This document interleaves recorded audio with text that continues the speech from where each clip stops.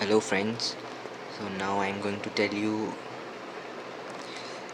the briefing of MRIs, that is magnetic resonance imaging, and this will definitely help you in your clinicals or while interacting with any of the patients and seeing their MRI reports. So first of all, I'll tell you the basic principle of MRI. So basically, hydrogen nuclei, that is the protons, are responsible for producing images, as you can see in the writing here. So in our body, these nuclei are present in abundance in water and lipids, right? So the MRI machine, it emits a radio frequency pulse, right?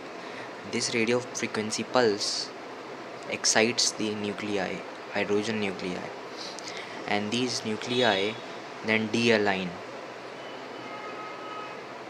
They are in a certain alignment prior to the exposure, but after the exposure of radio frequency pulse, which is emitted by the machine, these nuclei de-align, simply saying they rotate, and then after some time come back to the same state, which is called as realignment and also known as relaxation. Now this relaxation period has a certain time value, and this time value is divided into two types, that is T1 and T2.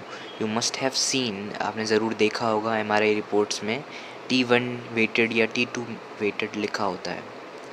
सो वो यही है. इस relaxation time के दो सब types होते हैं, T1 weighted, T1 and T2. उनकी डेप्थ में मैं नहीं जाऊंगा क्योंकि वो रेडियो फिजिक्स चला जाएगा, एंड ना मेरे पास इतना टाइम है, ना मैं उतना कंफ्यूज करना चाहता हूँ आप लोगों को. सो बेसिकली दो तरह के रिलैक्सेशन टाइम्स हैं, T1 एंड T2.